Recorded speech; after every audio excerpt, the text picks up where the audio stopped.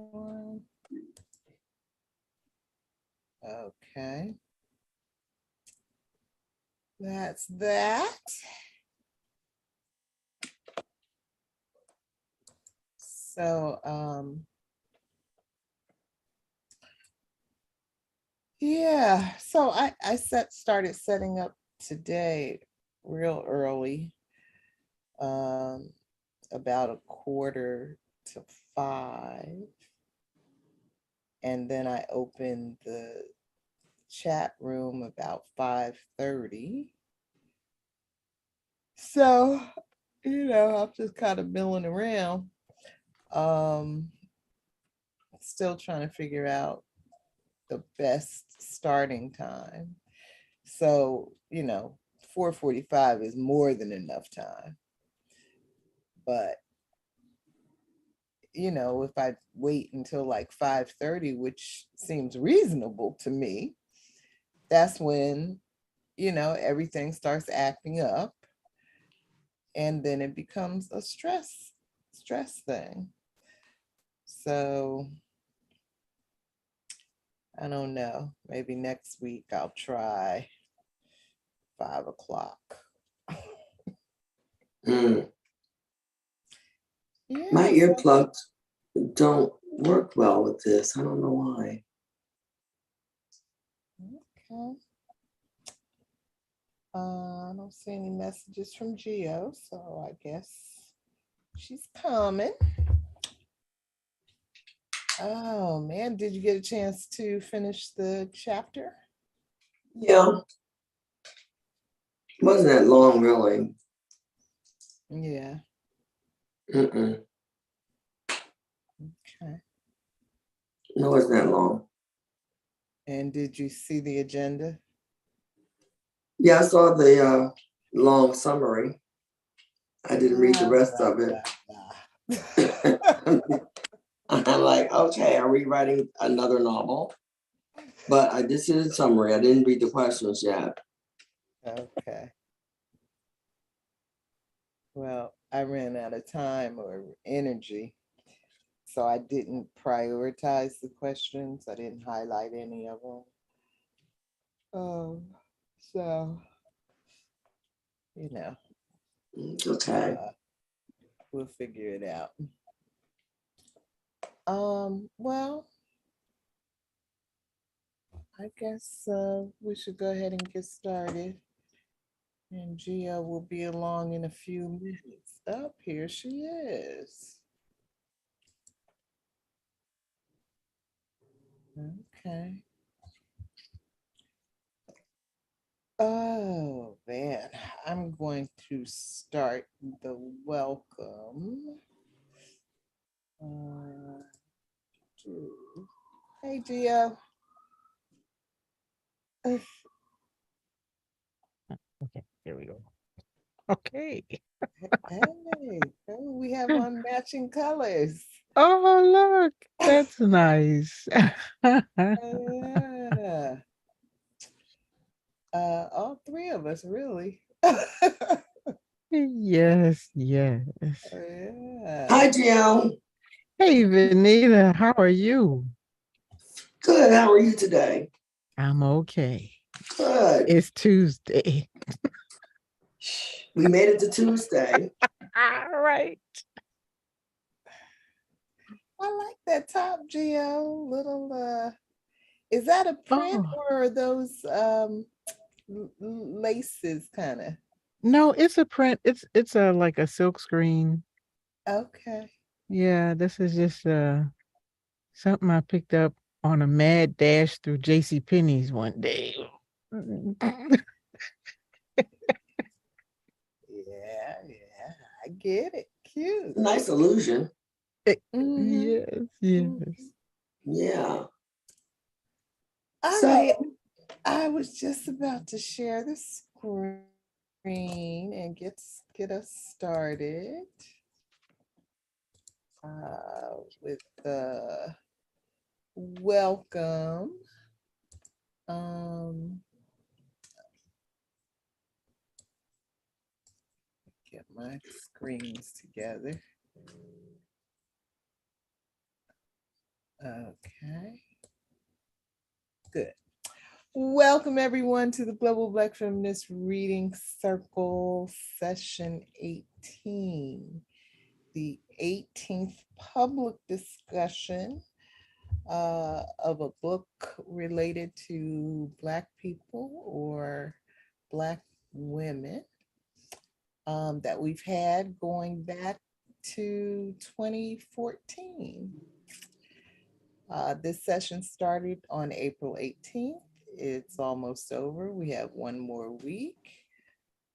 We end on August 8th.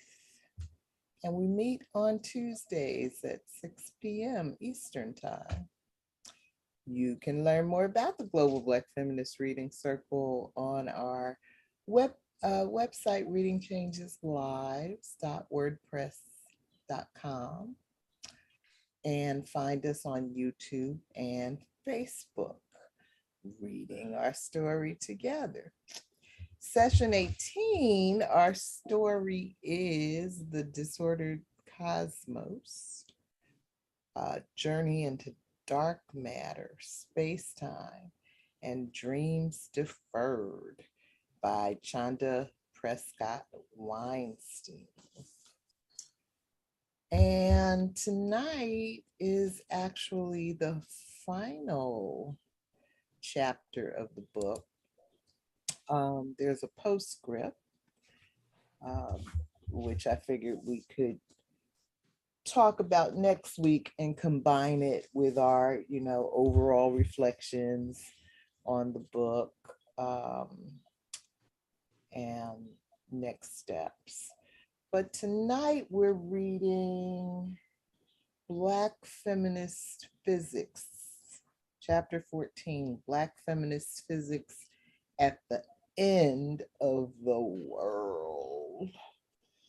So, I'm Michelle Odom. I'm located in Brooklyn, New York, and happy to be here.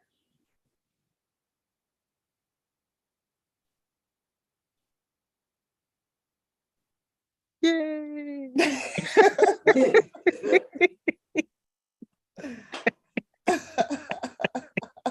We're sitting in a daze, Gio. Yes. I like that. And you are who, Gio? And I'm Georgette Moses from Boiling Hot, Columbia, South Carolina. Oh, girl. I'm Venita Walker from the wonderful state of Connecticut, and our weather is a nice 83 today. Ooh. Nice. Yes. Yeah.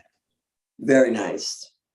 Yeah, I think the high here was 81 today. That's very nice. Okay. Very nice. Yeah. Very nice. Well, but don't come down here. We've had our days of suffering. So what is the weather down there, Gio? What's the temperature? In the 90s. Let's see. What is it today? Can't even think anymore. Ooh, it's a balmy 86. Ooh, I'm amazed. Probably because it's about to rain. Yeah. Yeah, but between the temperature and the humidity and the air quality, it's all these different factors, that affect how we feel. So I get it. All right, let's so I was just saying to Venita that I kind of ran out of steam toward the end of the writing here, and I didn't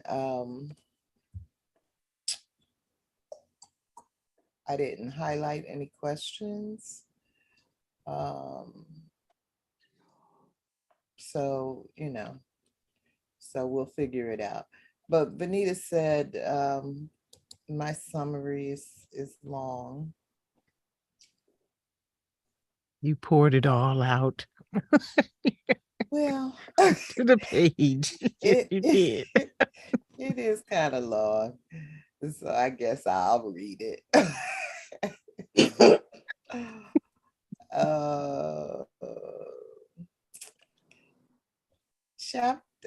Chanda Prescod-Weinstein has prepared a love feast in the disordered cosmos, a journey into dark matter, space-time, and dreams deferred. Chapter 14, Black Feminist Physics at the End of the World, the final chapter of our book, is a continuation of the passion and love she has expressed throughout the book for the universe and for science. She continues this theme, this time focused squarely on the issue of global warming, which some now describe as global boiling. More than anything, the climate disasters we face demand humans find better ways of relating to each other and the earth we call home. Oh, I didn't show you my pictures up here. Um, this is ancestors over here on the left. And of course, Chanda standing behind a piece of art of ancestors looking up at the star.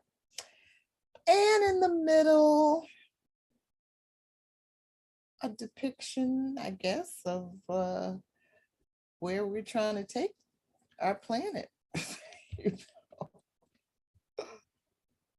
know?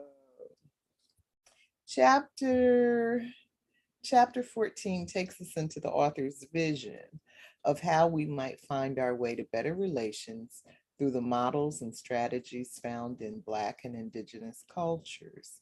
The analytics of equality found in Black feminism point toward ways we might learn to use science for the good of all, while simultaneously protecting the inspirational night sky for everyone.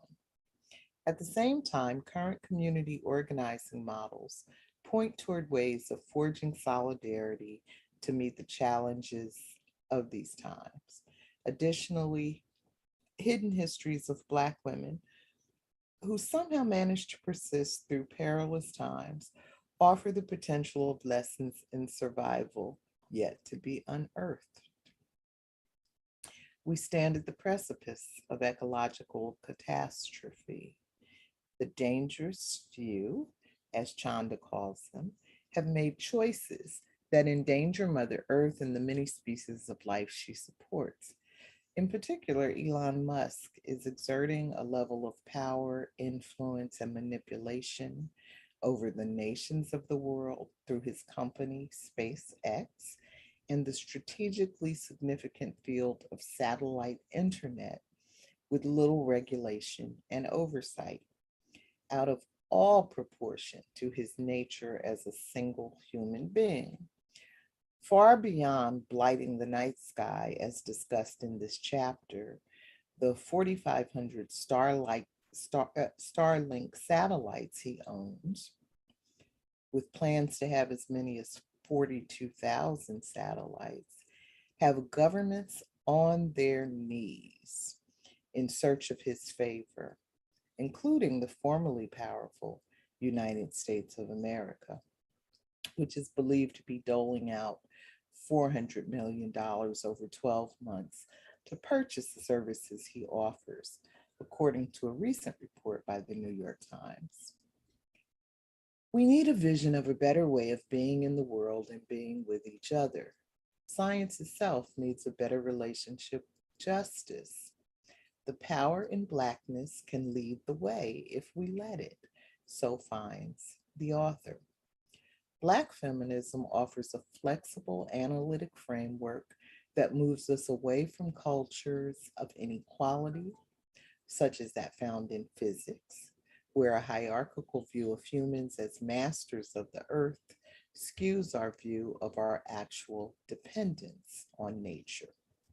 Chanda Prescod-Weinstein now sees herself as a Black feminist physicist and sees the need for Black physicists to be held accountable for their choices, despite the mountains they've climbed. She believes Black physicists should be leading their colleagues away from anti-human and anti-earth choices like war, and use science to help their own communities with technologies like water filtration. As a Black feminist physicist, CPW urgently wants to know what our communities need to see the Milky Way away from pollution and artificial light. The deep answer to this includes much more than outreach programs. It includes things like telescopes, binoculars, transportation, money, time, food, housing, protection of the forest and the sky, and more. Human-made structures aggressively interfere with the capacity of a young Black child to know the night sky, and unmaking those arrangements requires deep sacrifice, such as the military funding of minority professional societies, and even entire careers. Astronomers are furious that billionaires are mucking up the night sky with their space technology toys, but the question of how they will be stopped is unresolved. The culture of science lacks joy and promotes suffering. It is difficult to foster solidarity among scientists because of the well-compensated, privileged position they hold in academia. Black and Indigenous thought offers lessons on how to learn to be in solidarity. CPW wants her own work to include uncovering hidden stories about Black women scientists before 1900, because she knows there are lessons there on how to be in good relation with each other. She also wants her work to demonstrate how physics can play a role in liberation.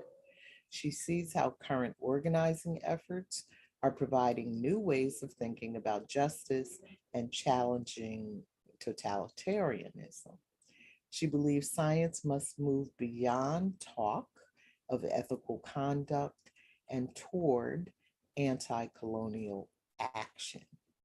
She believes we can all learn to resist anti-human ideas and practices of Western culture and look to models provided by other cultural experiences, including our own African ones, and learn to work in solidarity and good relation with each other and the earth that nurtures us all. Godspeed. Ngawa.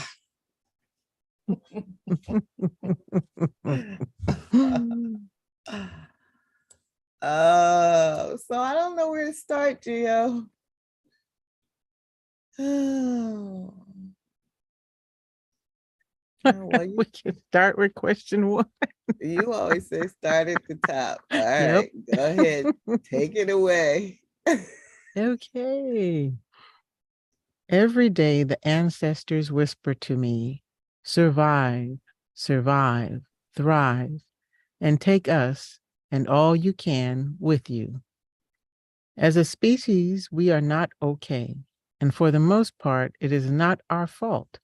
The whales are not okay. The poor and dark people of Louisiana did not cause Hurricane Katrina.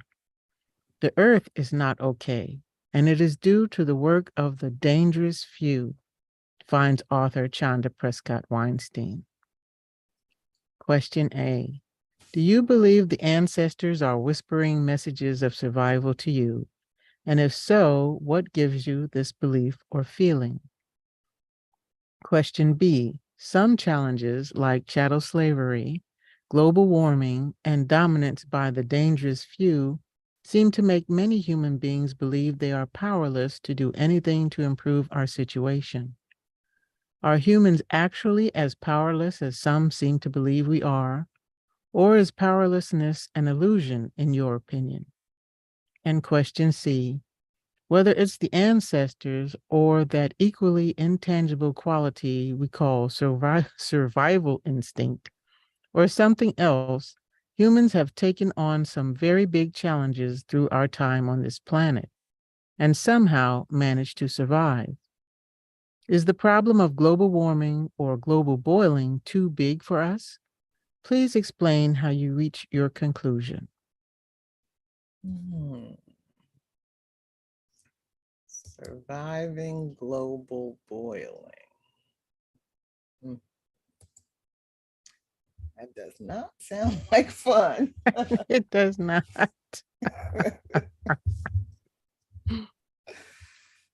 Sounds a lot like the frog in the pot, doesn't it? Yes.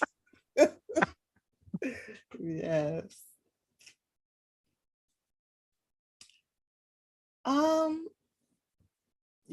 I don't know if it's the ancestors or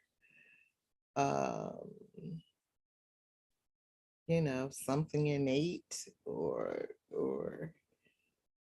what it is, but I have felt something compelling me to survive, even when I didn't always want to survive.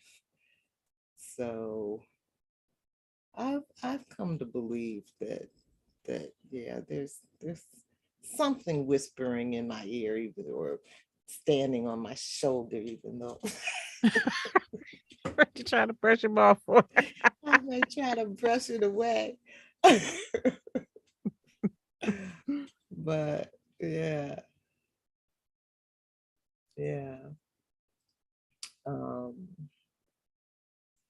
But just really, I guess, overall thinking about this issue of global warming and why it doesn't seem to motivate some people to feel as if we have to really act with urgency.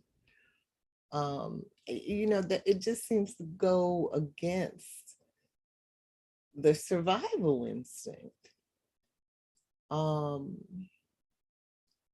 And certainly some people are reactive and activated and working their little fingers to the bone trying to get other humans equally concerned and involved. But like I was reading an article today about something going wrong with the Gulf. Uh, a new study projecting that even as early as 2025,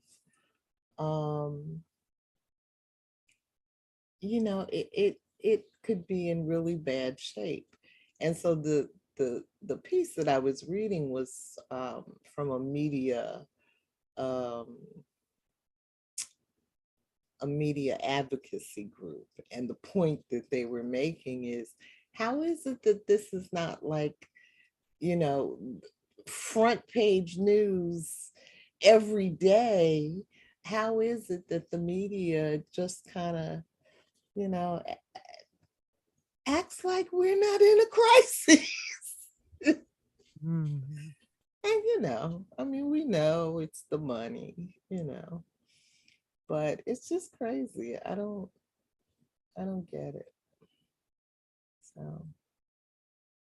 So yeah, I feel a survival instinct, but I wonder what other people feel. Well, I think if you're not the one who's trying to wade through some floodwaters up to your chin, or you just have to leave your home because your backyard caught on fire and the helicopters won't be there for an hour because they're fighting another fire over the hill. You don't understand how immediate the danger is.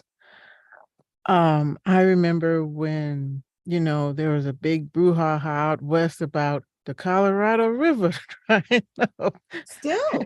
And what? Yeah.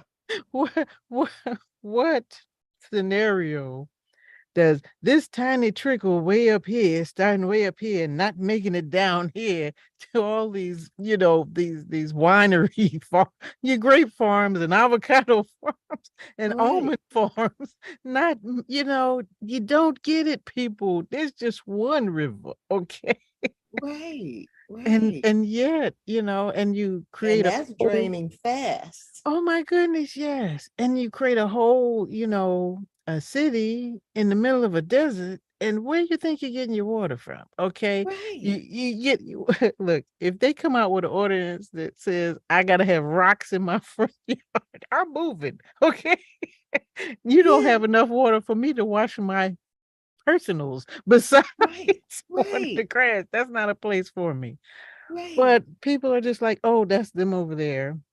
Or if they fall into, they want to make excuses.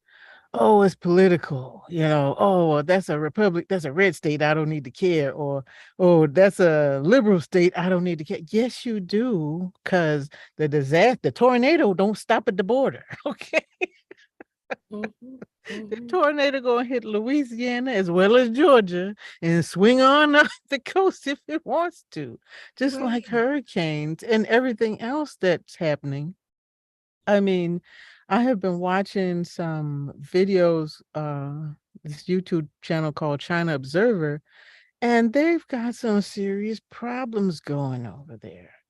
From, drought that what started in 2019 or however, and just other things, that compound because there's no respect for the planet. There's no respect for the ecosystem that doesn't stop at borders. At some point, someone has to pay for this, and you pay for it by unpredictable extreme weather, whether you want to believe it or not. Oh, it's not a tree hugger Mhm. scenario. This is a survival scenario. And unless you want to live under the ground or try to beg for some room on Elon's rocket, I'll pass. okay, it's time to put superficial divisions aside because we all have to breathe this air. We all need some clean water to drink. We all need to have food that does not come in a tube. Okay.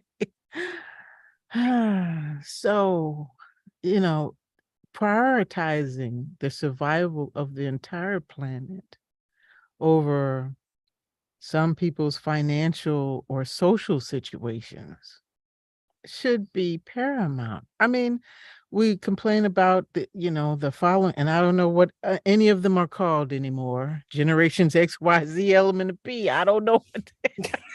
Okay, but just call them angry because we're leaving them a mound of debt and a wasted planet. You know, coral is dying because of the heat. I have a friend who, she's on the conservative side. Mhm. She has her good qualities, but she is determined to not believe in climate change. I'm like, okay, let's see how them 3-digit temperatures suit you about the middle of the week while you're trying to Right, deny climate change. Okay, right. explain that. Oh, wait, I don't think you can. You can't deny that something is happening and that there is a reason for it outside of the weather wars. But that's a different topic. 'Cause at some point, scientists can't control this Pandora's box that they've been manipulating. It's a lot bigger than they are, I think. So, Yeah, yeah. Survival means survival for everyone. it should. Anita? You're muted. Back about 90 years ago, scientists, in the process of creating more things that could probably destroy the earth, was also, on the other hand, saying that, climate change is real and this is all that was predicted.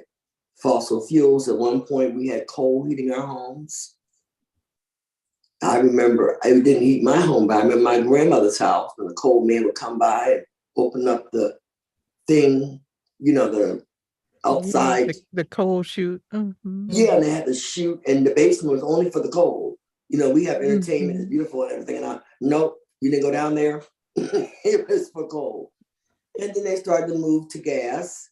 And then I think it was in the 80s, maybe very early 80s, late 70s, they started to move to electricity. And every time there was a move, there was also complaints. Electricity was very expensive, cleaner per se, but very expensive to heat your house by electricity.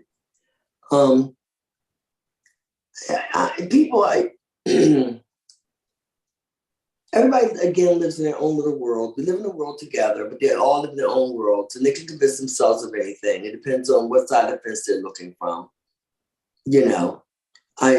Your friend happens to be one of the conservatives. I have a friend that's conservative, or associate that's conservative.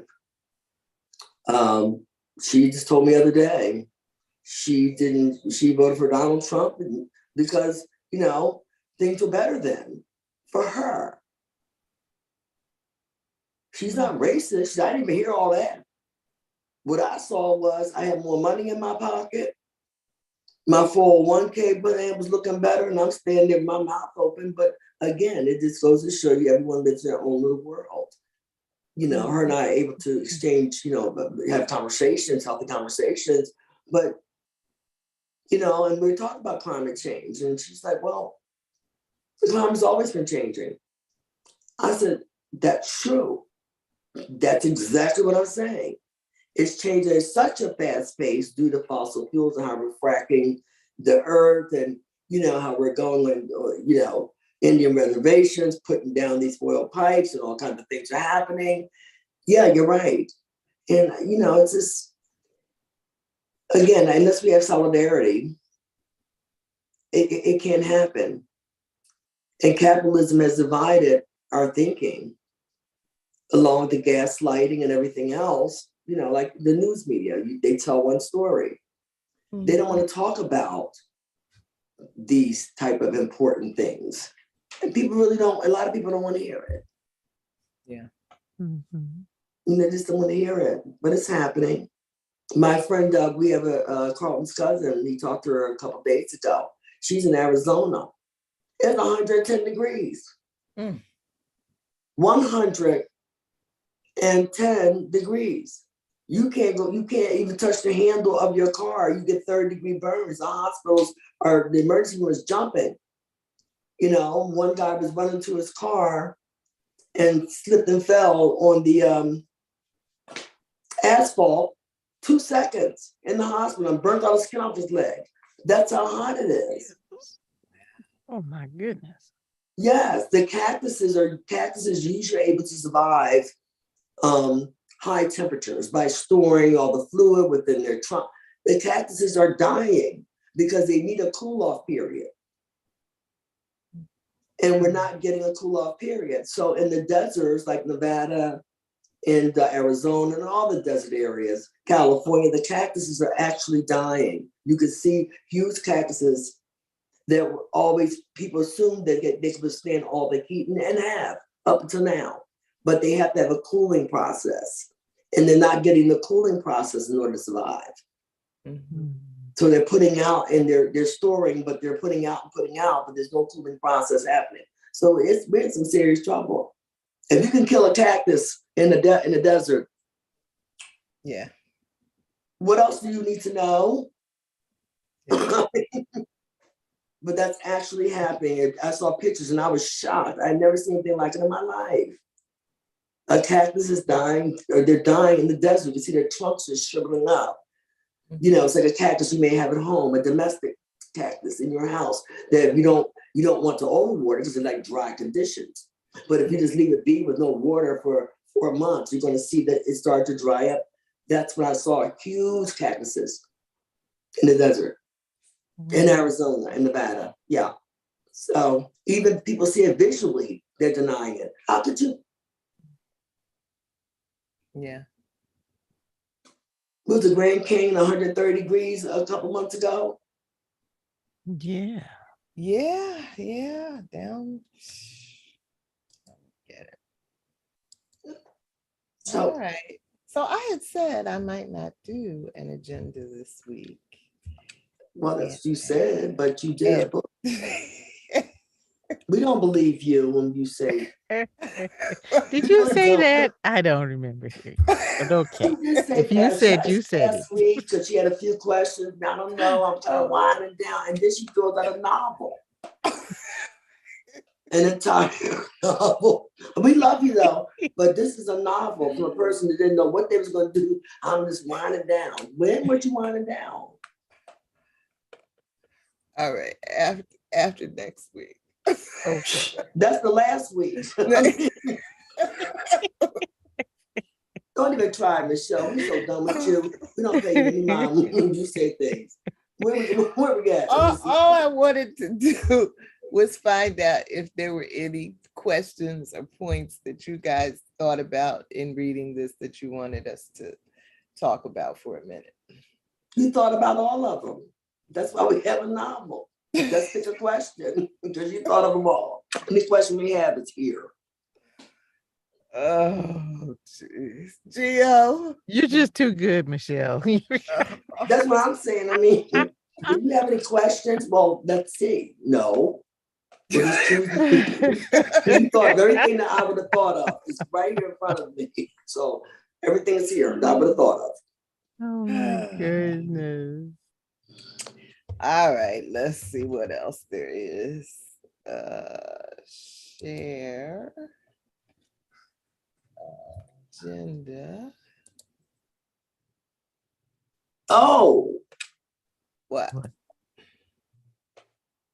Elon Musk. Mm-hmm. We just had a conversation about him yesterday or the day before. I forgot what day it was. Mm-hmm. And what happened? Well, it was an interesting conversation. But one question that I want to pose, because I don't understand it. Oh, I do understand it because he's super, super wealthy with super, super wealthy investors in his projects.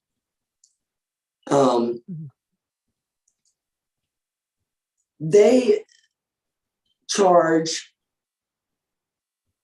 airlines for airspace in our skies. But for some ungodly reason, Elon Musk and his super rich billionaire, trillionaire friends, investors that don't care about the environment, how they, that doesn't, you know what I'm saying? There's huge fines for an aircraft that flies out of their space. Not only is it dangerous, but people don't see the legal side of it. It's like an ocean in the sky. Mm-hmm. This is your airspace. This is what you pay for. You flew over here. Not only is that dangerous, but bam, there's a fine. But Elon Musk, and because of the billionaire investor, because it's not all his money as we discussed. And that's why, he's just the front man with the name and the clown. But they seem like there's no rules. Right. I mean, absolutely no rules. There aren't. Not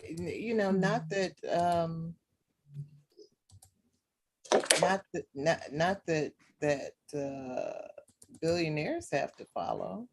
Apparently, that's what it's looking like. I'm getting back online because I want to be able to show you guys this article. But let me go ahead and what did I do? Did I lose you? No, we're still here. Yeah. Where's my screen? Can you see my screen? Am I sharing a screen? Not yet. We see you though. You see me. Okay. Interesting.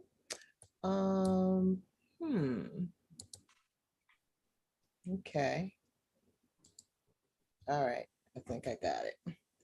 Share screen. Share. There. Okay. Can you see it now? Yeah. Yes. Okay. Where's my arrow? This. All right. So I jumped down to question 12. Elon Musk's company SpaceX began to blight the sky with Starlink satellites, and Jeff Bezos's Amazon got permission to join them. Astronomers who were used to being the beneficiaries of innovations in space technology are furious. There are so many satellites in the sky that the telescopes that cost billions to build collectively now produce images with satellite streaks in them. Increasingly, the night sky that people in those far-flung places have come to know and love will be filled with Musk's vision of development because he's exorbitantly rich, and that matters more than democracy to our nation states. Astronomers have been left begging this billionaire and his company that is heavily subsidized by American tax dollars to effectively only do things they like. The irony of this in the face of how astronomers have treated Native Hawaiians is a bit much, really, which made me laugh. And then cry. But I refer in the questions to this New York Times article. And did you get a chance to see it, Gio? No, I didn't. I just want to open this up for you guys because it's really quite something. Paste, enter. Okay, can you see that? Nope. We're still looking at your agenda. What now? Nope, still agenda. It's still what? Still the agenda. Oh, okay. Let me stop share. I guess I have to switch screens. Share. Okay. Tell me when you get it. Okay, we got it. Okay. So I just want to go down and look at some of these images. So this one says there are over 4,500 Starlink satellites orbiting Earth. What appear to be long lines here are recently launched satellites approaching their place in orbit.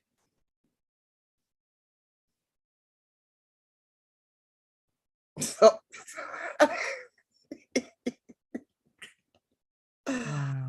Can you imagine? Did you see it, Venita? I'm looking at, we're gonna die. Can you imagine letting one man do this to? All right. Starlinks are a majority of active satellites orbiting Earth.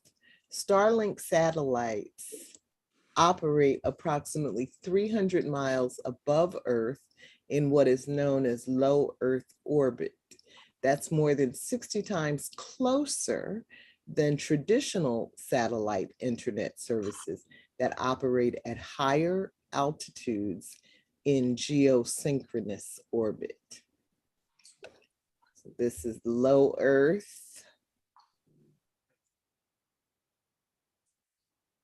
look at all this shit swirling around the earth. Talk about space pollution. Yeah. Yes. Let me see if I can make this. What's my thing on? Well, my theory is the wealthy, super wealthy, they don't care about space pollution or earth pollution, because remember, they're building bunkers 100 million feet under the ground with that wonderful air being pumped in from somewhere. Yeah. Yeah. It's sad. Now, how do you stop this? You can't stop this. You let it go too far. And the taxpayers' dollars, again, everyone's just in a coma. This is one of his satellites taking off. They're the size of couches. Okay.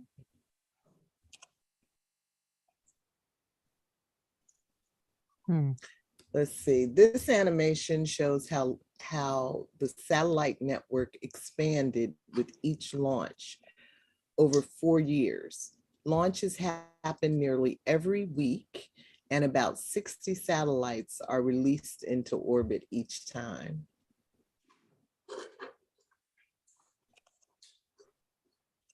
It's crazy. What about when they start falling out of the sky?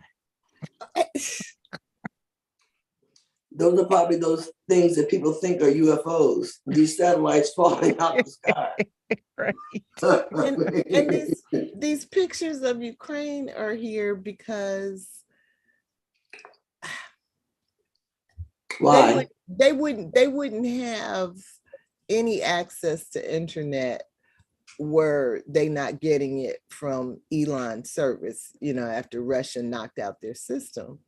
But what that's doing is giving Elon the power to say how he wants to see things happen. He's calling those kinds of shots. But what, that always happens when you groom people that are desperate. They're in a desperate state. Yeah. And that's how you groom people to say, okay, I'm all for him. He was there when we had no satellite. We had no way to communicate it. I mean, it's just so sad. This is the combined, this is a simulation of the combined plans of 7 companies that filed with the International Telecommunications Union to launch close to 71,000 satellites in the coming years, 42 of which would be Starlink. We need all of that. Oh my goodness. Can you imagine? Does the guy on, I don't know, some remote island in the Pacific need to watch Netflix? I don't think so. He does. Yes. Wow. Yeah. At what price? Wow. At what price? At what price? And so, reading Chanda's book has certainly stimulated my interest in the night sky in a way I didn't have before the book. But when you think about how the day is going to come when we're simply not going to have the same night sky that has always been there, because billionaires decided they wanted to change it.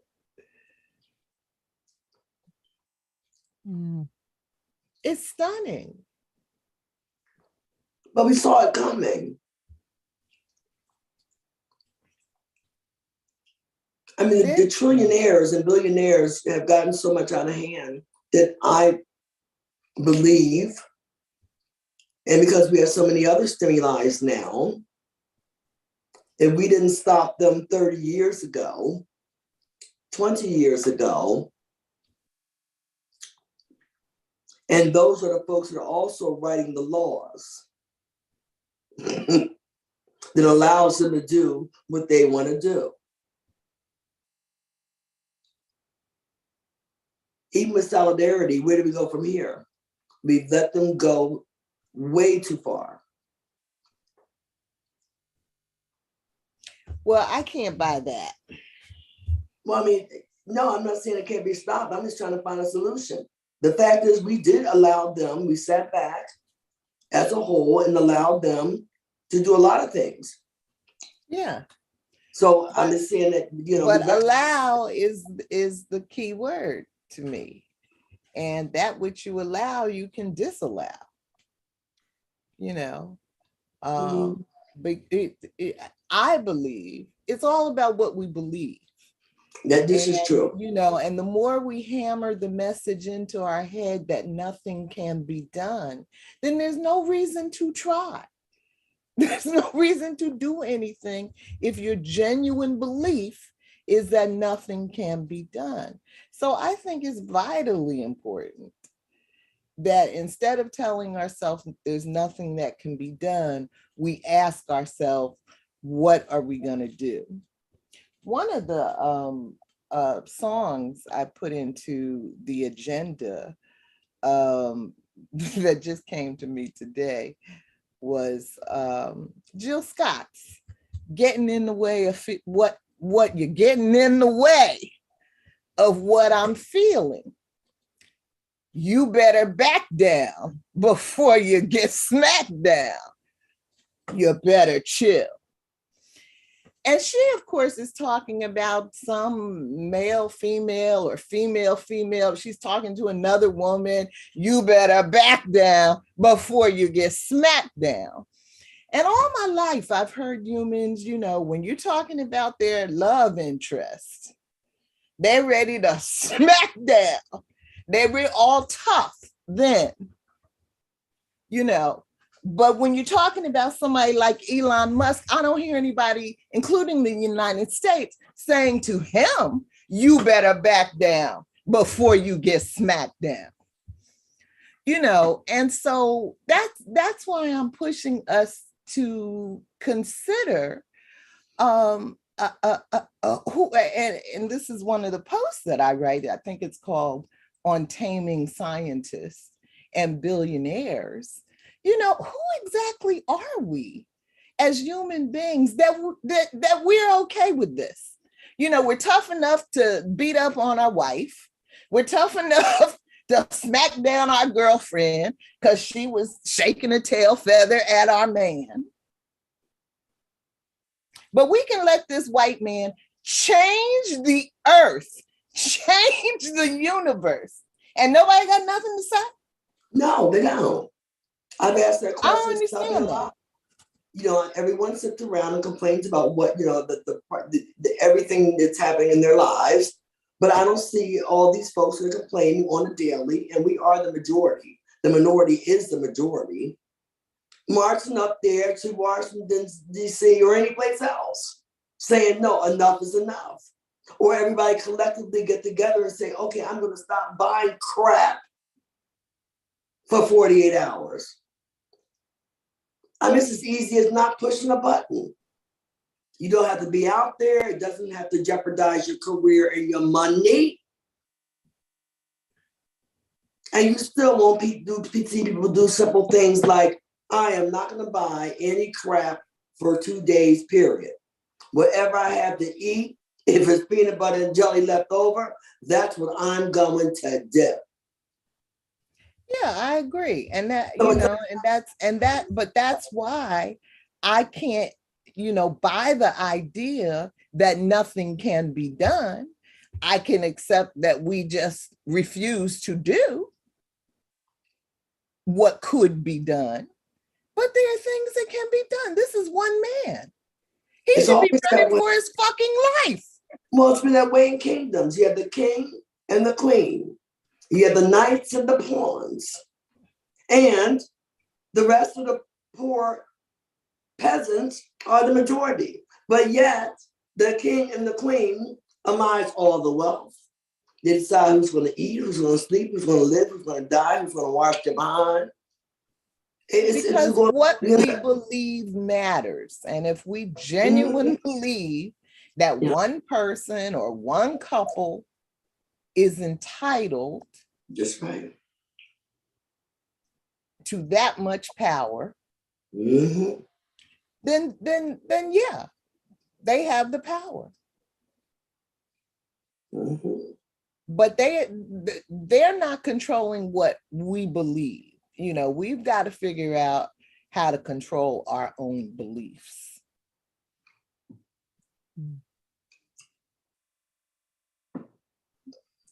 Gio? Yes. What you thinking?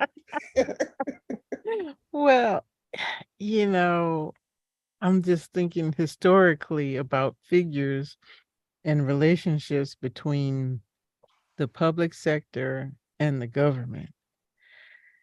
And a lot of technology started in government laboratories before they reached the public. So he wouldn't be where he was if they didn't want him there, right? Want him there. So he's serving a useful purpose. Yes. So now what that is, that remains to be seen. Okay. But people have to care. They have to be made to care that a thing is more detrimental to their survival, to the survival of the planet, to the quiet enjoyment of the nature we still have, than the conveniences it's supposed to provide. Because I believe when he first started this, Starlink campaign, it was to provide internet to, poor and distressed countries. And I wonder, I wonder how that worked out. Who's really getting internet? Because I remember Jeff Bezos. Oh yeah, we're gonna have internet, Amazon internet, and I'm waiting. Like, yeah, please come on, because the cable company is all in both my pockets, and I need to get them out. And what happened to that? Okay, that did not materialize. So obviously, there's another purpose for this that's happening, and it's got nothing to do with the convenience of the people, the general populace of the earth. So, I just don't. Maybe we need a giant EMP, poof, and knock them all out of the sky so we can start over. I don't know, but it's going to be very sad because I bought a telescope last year. I'm like, I can't tell if the only thing I can see is Jupiter, the moon, and Venus, because everything else is, what is that? I don't know. It's not on this map because it's a satellite.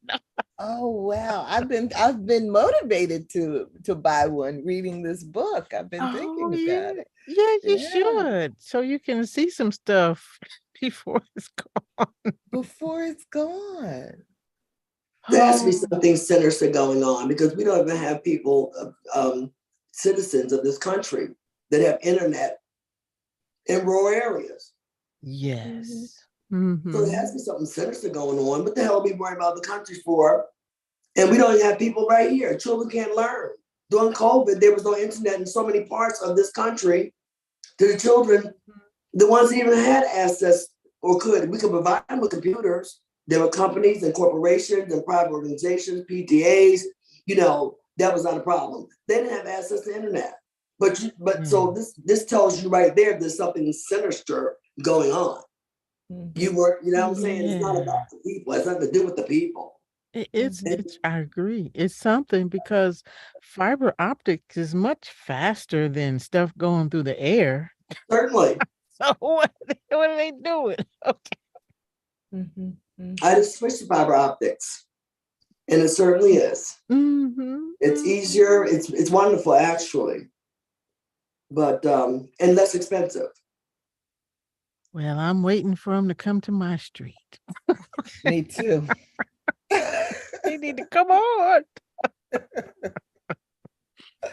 Yeah. But you know, they get together, all the wealthy trillionaires get together anyway and go on their luxurious meeting vacations every year and decides what's best for the country and what's best for the world. Yeah. The Congress doesn't rule anybody. The Supreme Court doesn't rule anybody. The Senate doesn't rule anybody. It's a small handful of people that have total control over each and everything that we eat, sleep, walk, drink, and think. The point is, we don't even know who they are. And that's how they like it. And that's how they want it. And that's why we don't know who they are. Mm-hmm. The Fortune 500 magazine, a lot of folks are like Donald Crackhead, is scammering to get on the top, whatever is on the list. Do people realize there are people that are 100 million, 50 fucking times wealthy than the people in Fortune 500, but they don't want you to know who they are, and they don't want to be in your publication. Absolutely. You know what I'm saying? There's people that's a drop in a bucket compared to the money that a lot of folks have that you don't even know. Mm-hmm. They're not trying to be known, so it's really, you know, I never give up because I have to survive. But along with all the other stimuli and the momentum they have managed to get in the last 10 years, COVID, all kinds of other foolish things going on. You got the clown out there keeping us busy while the billion trillionaires from the back doing this kind of stuff. They did a lot during Trump's time. And then COVID came, it was like they hit the jackpot. They hit the jackpot. All the humans were inside, you know, trying to survive. So, and we have a lot of stimuli now. 30 years ago, we didn't have as many stimuli as we have today. So you couple that with the things, all the other stuff that's going on, it's not even that people don't care. Do they have time to care? But some folks that do really care. If you're hungry, you're thinking about your stomach. I don't know if you're thinking about the environment at that point. Yeah. So I think people care. I think they care a lot. I just think that there's so many things going on. Some absolutely do. Oh, many people care. Many people. I grew up in a time where, in the area I was in Center City, where I didn't know a person that didn't care. Those are the flower power, 67 people. Mm-hmm. And that's all they were about. Mm-hmm. Good air, good food, you know, good sky, you know. That's why a big part of this chapter is talking about solidarity. Mm-hmm. And, you know, and she also talks about why it's so difficult to get solidarity among scientists. Yes. Because they're highly paid and highly favored and but you know, even with that, she's still holding out hope that there's a way to find solidarity even among scientists, you know, and that other cultures who are more solid, you know, have some lessons to teach. Now, I don't know, you know, I don't know about Black folks. I mean, we used to know about solidarity, but, you know, we seem to have forgotten. Well, if I'm not mistaken, even she said, if I'm not mistaken, when I read in the chapter, that there's times when she will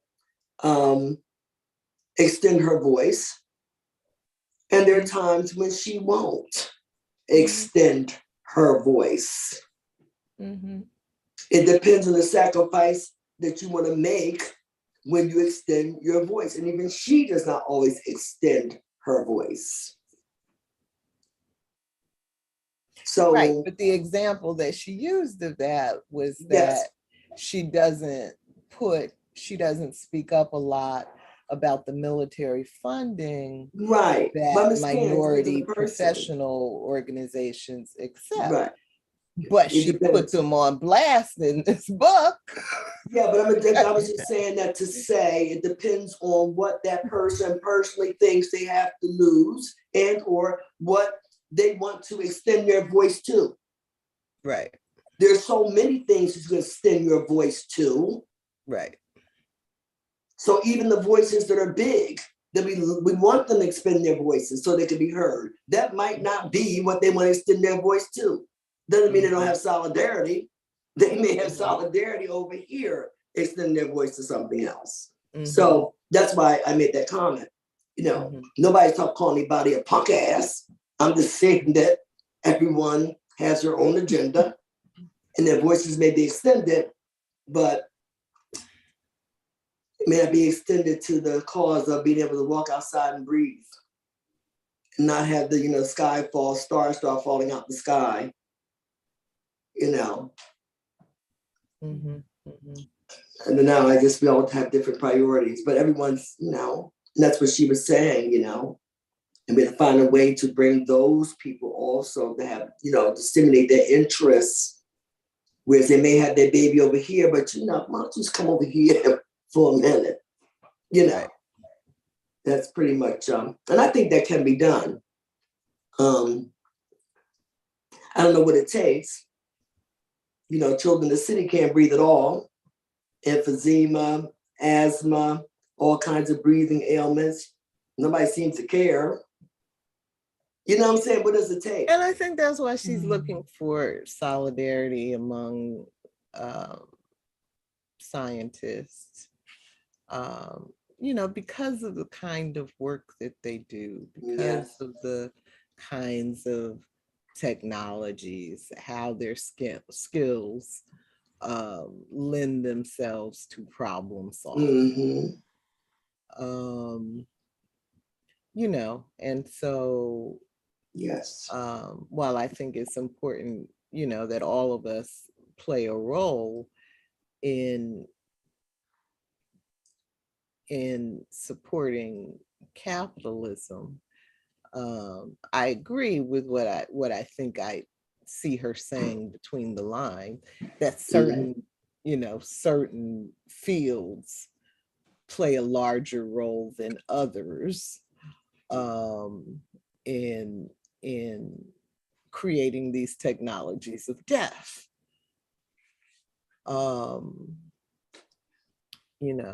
And so if you could find that solidarity among scientists, like you all were talking about, there's some reason that we don't understand for, why Elon Musk has been given this free rein to, move all through the universe. But as she's saying in her book, scientists do have some choice in the kinds of projects they work on. They do have some choice in whether or not they participate in destroying native lands, etc. They're not straight up slaves,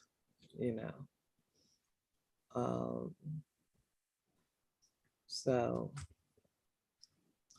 yeah. All right, let me 7:10, let me find another question. I like the questions on Elon, but he's sucked up enough of our time.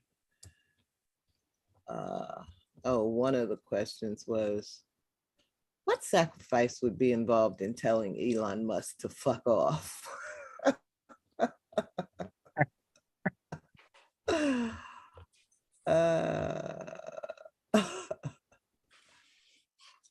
Oh, let's talk about the children. Question 9. Gia, you want to read? Okay. So, what does Black feminist physics look like? CPW is saying she envisions Black physicists helping to lead the way in reshaping science to play more positive roles in the world. This includes asking big questions like, what are the conditions we need so that a 13-year-old Black kid and their single mom can go look at a dark night sky, away from artificial lights, and know what they are seeing? Simple outreach programs miss the mark in a big way. She shared her own childhood memories of seeing the comet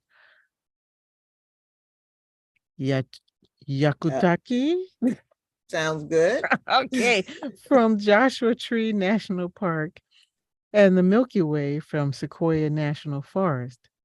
She also spoke with people like educator Erica Buddington, who pointed out that Robert Moses created our highways with low bridges so city buses could not use the freeways. CPW came up with a list of needs that includes telescopes, binoculars, money, time, health, pollution-free air, food, housing, a relationship to the land, science communication and community, structures, and public transportation. A Black feminist physics requires asking these questions and understanding that there are a whole series of human-made structures that interfere with the night sky, not just passively, but actively, aggressively.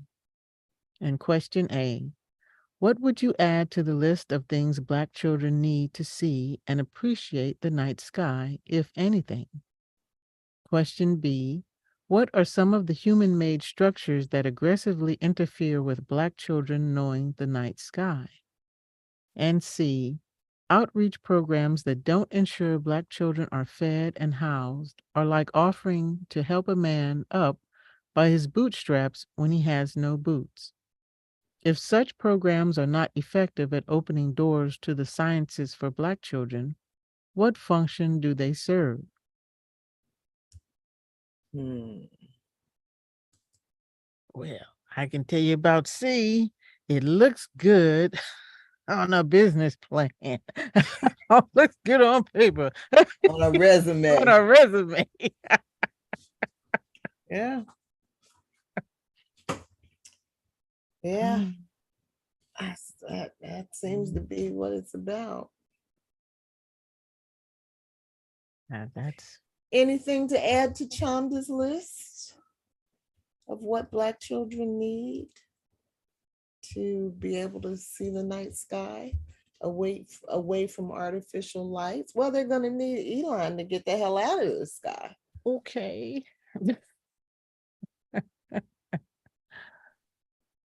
mm, But first, they have to have appreciation for the sky. And I remember when we were younger, I belonged to a science club. It was fantastic.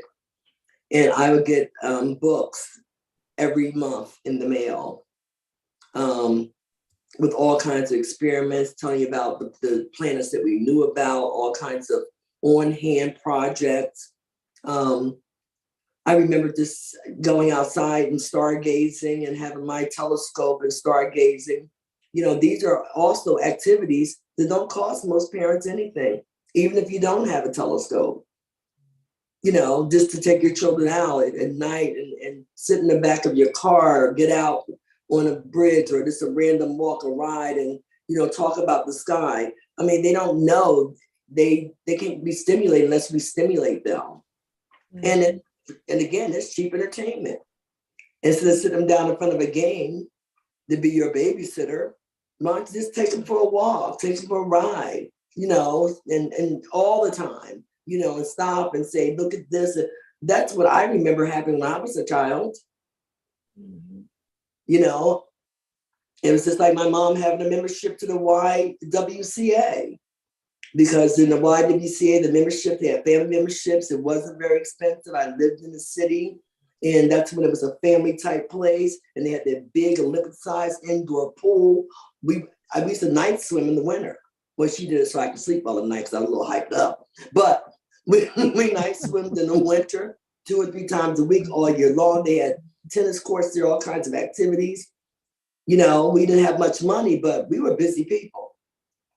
And that's free. So it starts at home. You can't depend on the schools to spark your children's interests in most things. And children are always excited. That's what I do find about being around children, and I'm around children often. They're always excited. Always excited. You can point to anything, and they're like, and they'll ask a million questions, and that was smelled to something else. We still have a free library. When they start asking questions, you expose them. Well, let's go to the library and get a book. My mom used to do that because it was another inexpensive, not just learning, educational, but I think for her it was like a good activity that didn't cost anything, that we still can learn things. So, you know, we have to start talking to the parents, you know, and to start encouraging them to spark their children's interests.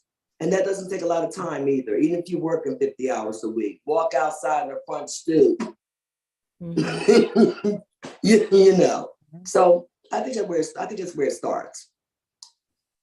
I mean, it might be a little too late for the old heads because they've been grabbed by capitalism. You know, so it's just like this. Everything's a sacrifice now. And am I sacrificing this and sacrificing that? But when you start when they're young, if we start now, really educating the children in the importance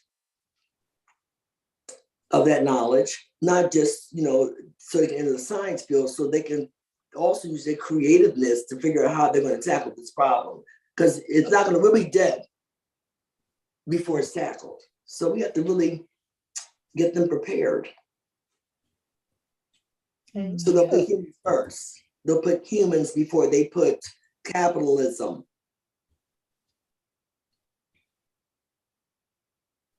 Gio, anything to add to the list? Well, I was just thinking about some of the community initiatives my sister used to put together when she was alive, and then how her son followed in her footsteps.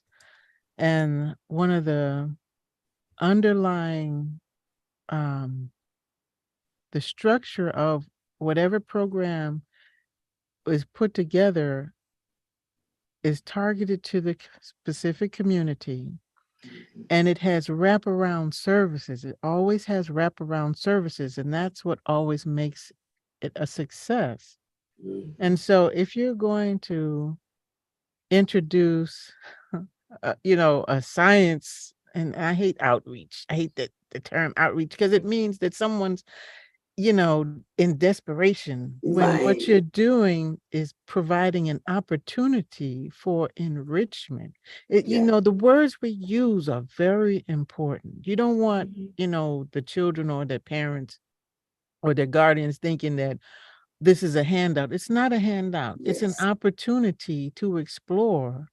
And so encompassed in, you know, I don't know, the free lunch or whatever program you have is a linkage with the astronomy class at the local high school and or college coming over to say, hey, we got some telescopes donated from 3M or whoever. And we're going out to watch the what's it called? I can't think, the Leonid meteor shower, you know, get yourselves together. You know, if you care, if you take the time to care, and it's all about taking the time to care and envision what does success look like for these kids. That's true. And then how can I help it be a success? You're going to have people who are like, well, you know, we're not going to be involved in it because that's not putting money in my pocket, because they can't see. They can't see that astronomer that looks like them, you know, that just came down from whatever observatory, who's talking to them. Everybody's not Neil deGrasse Tyson. Everybody's not Chanda, but they could see someone and imagine themselves in their place. So, and it's about exposure, just like you were talking about, Venita, having a facility to go to and experience things that's not out of your reach financially or Mhm, time-wise, right? Your mhm, ability to access the facility. mhm, And so bring it to the kids, think of ways to make it happen, not happen. mhm, So mhm. wrap around Call a school. hand up. I like the term provide opportunities and give a hand up. That's one of my favorite terms. Hand up, not hand out, hand up. Yeah.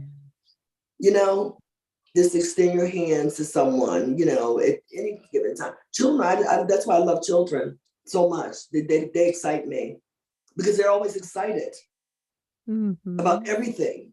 You just have to put it in front of them. And if you educate the parents too, of course. Now, coming from Black families, also, we have to do a little unlearning so we can learn Yeah. some new things. Many of us need to unlearn. Because a lot of families that a lot of children come from, especially ones that that has nothing to do with being poor. Because the ones that come from middle class, they want their children. They're already telling you what you should be excited about. You should be excited about being a doctor or a lawyer. We don't need that one more because half of them in Connecticut are unemployed. We have so many. So they don't even give them room to use their imagination. So it's not even like socioeconomics. Then you have the poor families that's saying, no, you need to do something where you can get a job and eat. So we have to also change the mindset of all families because I've seen both at their worst. So I think it's something that starts with the child and educating the parents so they can kind of unthink what they know. We know we have to eat. Everybody knows they have to eat, but I believe if you do something you're passionate about, and I've seen it happen many times, that you'll eat and still feel that passion of solving problems, like with our environment and things of that nature. But that's why I think it has to start because we're too tainted. That's the first thing. We got too much shit with us. Let's go to the pure little babies. You know, you know what I'm saying? We got too many opinions, got too much of this, too much of that. Let's just start with the little people. They're so open, they're so open for everything. And we had Donald Trump. We had all kinds. I'm glad people like Chanda are asking the kinds of questions Yes. that she's asking because that's where it starts. You have to, that's why I say what you believe matters. Mm-hmm. And so you have to first formulate the question Yes. before you start to generate the answers. This is true. So she's asking, a great question. What do our children need? You know, um, and so I hope she finds lots of, other people in her field that want to work on those kinds of questions. And I mean, to me, Chanda is a great example of what I think Black people dreamed of, uh, in the 50s and 60s when they were struggling for civil rights and, trying to open up avenues for Black people. That we would get into these positions and use them in ways that helped our communities. And sometimes that has happened, exactly like that. I think Chanda's an example of that. Um, but, clearly in some other cases, it did not happen like that. And, nobody can control Right. what professionals do, once they get themselves in the door. But but I also don't think there's any reason for Black folks to be dying in the streets to knock down doors for people who are just going to worry about, well, now I got mine, so I'm gonna get some more for myself. We don't need to do no more of that.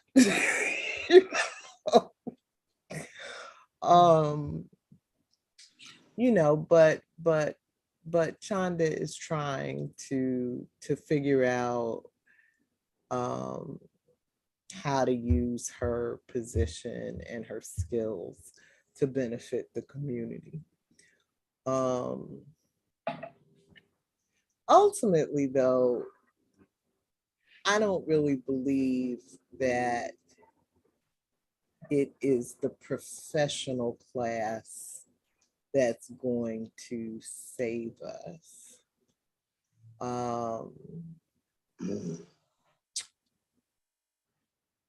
It takes a lot, not just to survive in their fields. It takes a lot for all of us to survive this capitalist, system.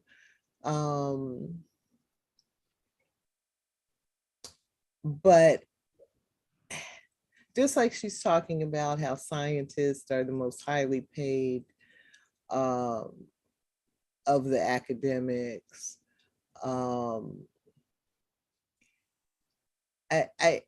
I think real change is going to come from, those with the least to lose. Because capitalism has just bought too many of us off. But it's also left a lot of people behind. And, I see a lot of hope in the people that have been left behind. Because they got nothing to lose.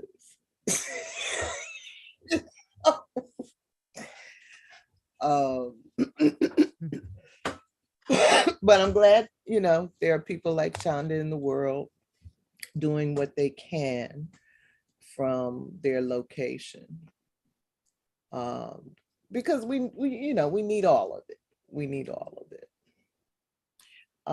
Something I was reading today as I was doing the questions, there's the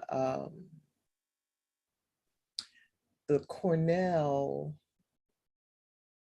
School of Industrial and Labor Relations has something called a labor action tracker.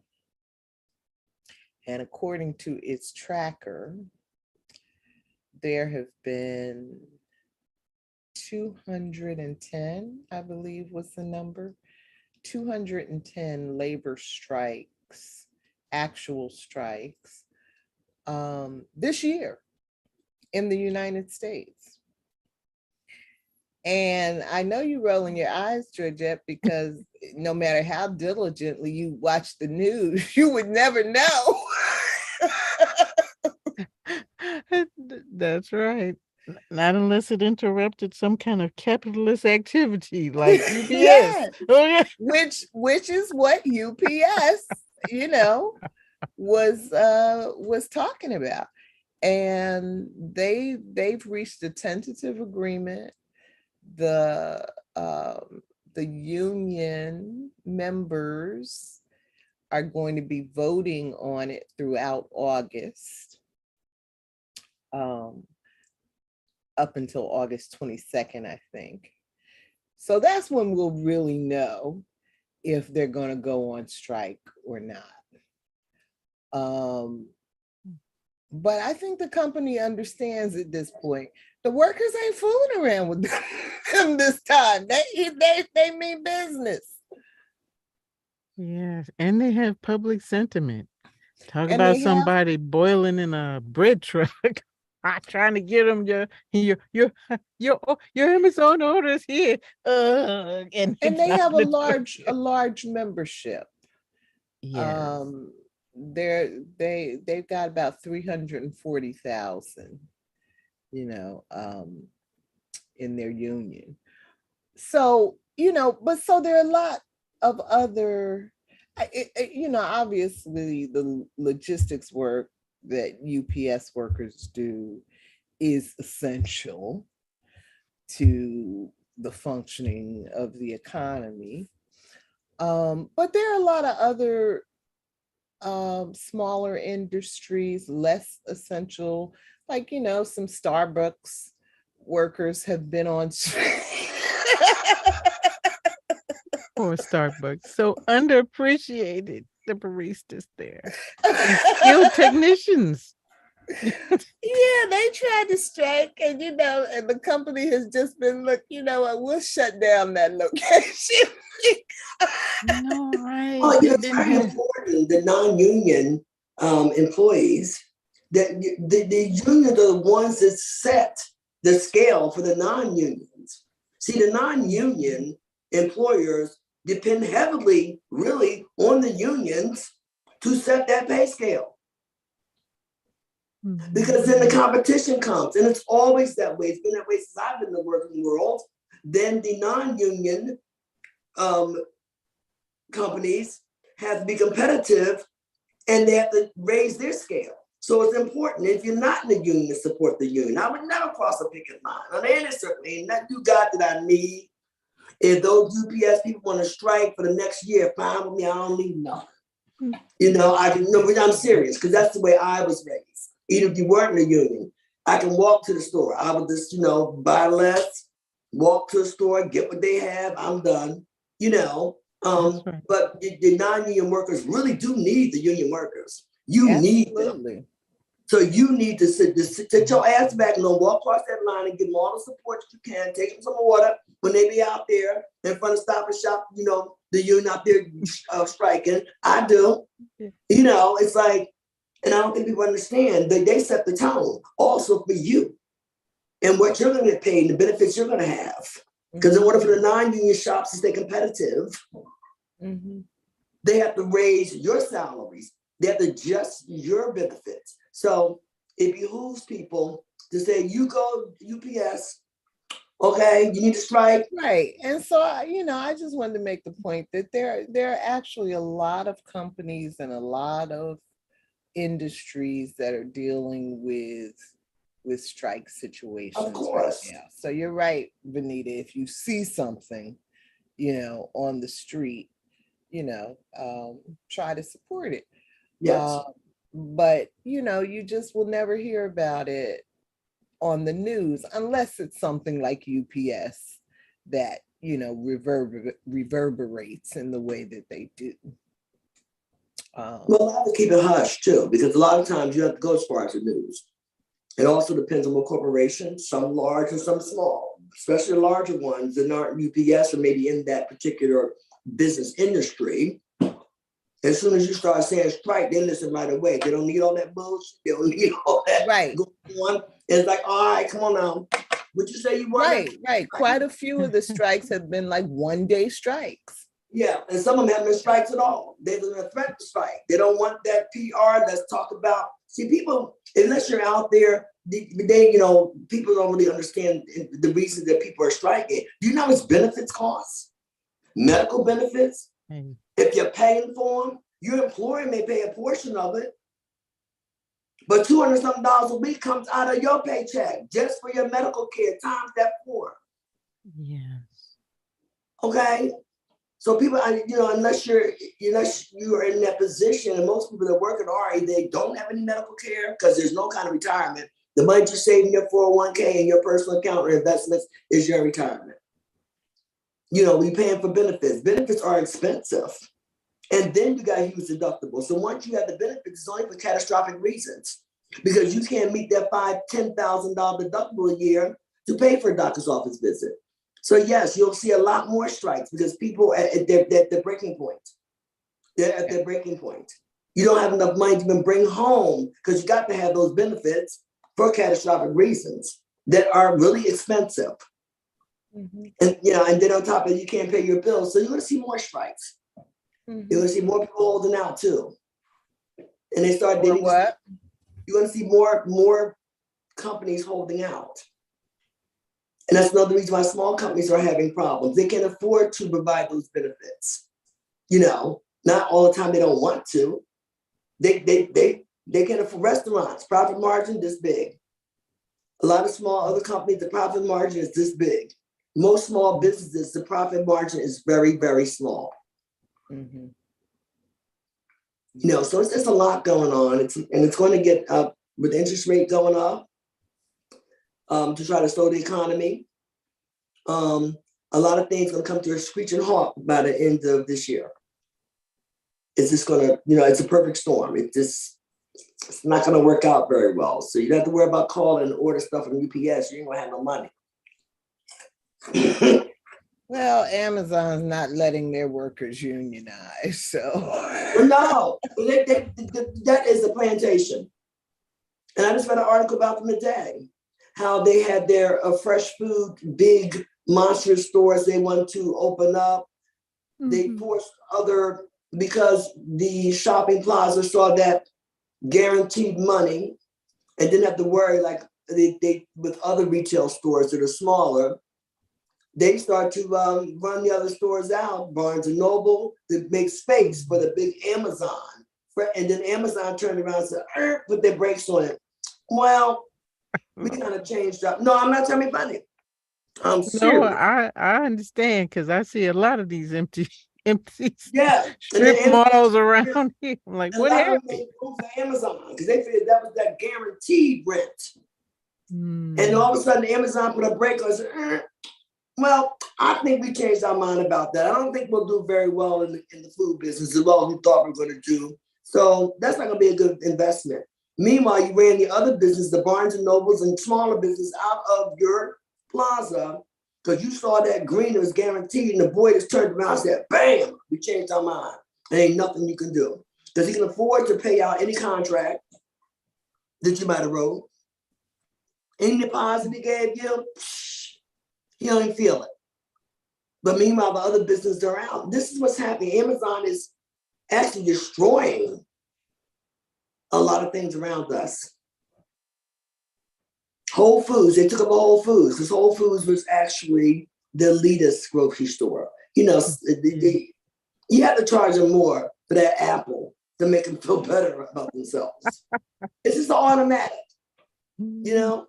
And that's what Whole Foods bought too. And they were they were like quite a few of them in Connecticut because they had those little rich, a lot of rich people in rich towns. And they put them strategically in little rich towns. And that's all you heard was the buzzword like Starbucks used to be. Well, I'm going to Whole Foods today. And then all of a sudden Basil came in and said, wait a minute. Put the brakes on that. Now it's affordable for everyone to go to Whole Foods, and mind you, automatically the quality went down. You're right. Because you just couldn't charge more for that apple. You actually had to have that apple that shined more organic, more everything. And when just to go, the food went down, but so did the quality. But he's going off of volume. I'm just saying, Same thing going on here. Is it going on there too? So, all right. Well, I think Chanda did a good job of, I believe so, bringing together these elements in this chapter. Definitely. From global warming to solidarity to indigenous wisdom. Mm-hmm. It was a good chapter. I did want to say one where I know we're late, about the word feminism. And, she talked about why she started calling herself a Black feminist physicist. So I thought that part was interesting. And it reminded me, Venita, of I got in an argument with one of Venita's sons. You remember that? Because we were remember we were talking about, I don't know, doing some business or something, and I wanted to use the name feminism, and he just thought that was the worst ideal in the world, that, you know, that it's not marketable. It's Well, that was his thought, and that's what yes, that is his thought. He's a very intelligent and person. I absolutely agree with And him. when he said his experience and his exposure dictated that would not work. And I absolutely agreed with him that it is a controversial term that, and that's that you know, turns off a lot of people. But I think that, you know, for one, really not all women consider themselves to be feminists, you know, much less all men, you know. But I think when somebody is willing to openly tell you that they're not a feminist, for me, it makes me want to have a conversation with them to kind of explore what the word feminism actually means to them, you know, because we live in a society of so much confusing information and competing, you know, interpretations and all of this, that, you know, for me, it really just comes down to equality. So I always want to know, so are you saying that you don't believe women and men should have equal rights? You know, and maybe that's what they're saying. But I think it's important to help people say out loud, you know, put in a sentence exactly what it is you're saying, because, you know, who knows what's going through your head with any term, you know, with any term. But that one, you know, the anti-feminist, have been attacking from the very beginning. And so I don't mind using the term because of my understanding of it. But I understand, you know, that those who are against the term may have a definition in their head that's different from mine, you know. I don't think many people know what feminism is, period. Yeah. They don't even know the general definition, because it's not a word that's used often. Mm-hmm. At some point, it may be used more now, but it wasn't a word that was used often. So then maybe, you know, they need some clarification. You know, of course, it's going to be tweaked to your experiences. But a lot of folks actually does not know what the actual word going in the dictionary means, feminism means. They don't know. So when we don't know something, a lot of times we make up our own stories in our head. Everybody does about everything every damn day. Right. We make up our own story. Or listen to some media personality, you know. Yeah. So I think that's another problem that I've always seen with everything. When folks start throwing out opinions, I'm like, well, where'd you get that from? Right. Mm-hmm. So you know. I like that group that Chanda met with, the Black Fem Phys, that they had reframed, like they said, we're not just a women's physics group, we're, you know, feminist physicists, because they recognize not all women are feminists. So if you want to differentiate yourself from those women who, you know, are not feminist or maybe even anti-feminist, then, you know, then it makes sense to me. And so I was glad to see that Chanda had, you know, chosen to frame her own self in that way. Now, she said that she came out of that meeting with those students in Waterloo, feeling like she saw like a trend toward a renewed commitment to feminist organizing and action and solidarity. I don't necessarily see all that, but I'm glad she does. Yeah, in her environment, maybe she probably does. Mm-hmm. She probably does. Mm-hmm. That's a good thing. That's a good thing. I don't see much of it in my environment. I don't see anti, I just see blank. Yeah, well, I have that image burned in my head when they took abortion rights away from women, and you saw those white women out there supporting that. It was a real head scratching. No, I know. Why would it be? Now they have supported a lot of things that I can imagine that no one would support. So I mean, it's not like this is the first time you've seen these behaviors or anybody saw it, even the masses. They got a history of supporting things that leave my jaws dropping. I mean, I'm just called the way I seen it on my side of the fence. So I wasn't shocked at all. Absolutely not. If that guarantees they're gonna have that picket fence and that BMW 733IE series and those gel nails that swoop the side haircut and Tory Burgess, they're gonna do what they gotta do. Well, it had me scratching my head. No, yeah, girl. I mean, no. Gio, any final thoughts?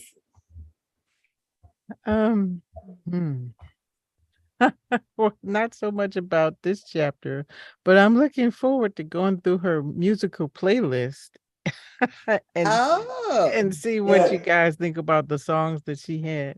Because I was listening to some of them today to try to see how they fit into the text. Mm-hmm. And they were just like, she's got some John Coltrane in there. Well, I like Coltrane. Lonnie Smith. Oh, I like that. Okay. Mm-hmm. Did I see this? I didn't see that. It's in the next chapter, like okay. yeah. Good. Wow. She might have heard that when she was growing up too. Because she's still fairly young. Mm-hmm. Yeah. So that might have been in the home. I love it. I think so. Mm-hmm. Yeah. I mean, you got old souls though. I've met a couple in my life, but only a couple that is old souls that, but Coltrane, I'm like, girl, not girl. That's some straight ahead jazz for you, okay? All right, okay. All right. So y'all. So I thought that's pretty cool. I gotta look at that when we get to it. That's in the last where's that? The acknowledgement, or where's that? Yeah, it's in the let me see. Okay. Like a reader's guide to the disordered. It's like in that section. Oh, in that section. Yeah, in that section. Okay. She's got them all listed. Okay. It's a very eclectic list. It is. From MC Light to Monet, Whitney Houston. It's quite diverse people do have diverse tastes. Yes, indeed. People that are thinking. I can see her having a diverse taste in music. Mm-hmm. That's pretty cool. It is. Yeah. I agree. Anyways. All right, you all. Thank you so much. Thank you for another lovely discussion.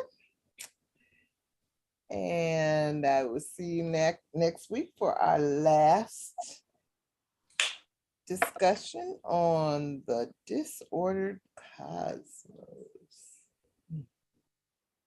Indeed.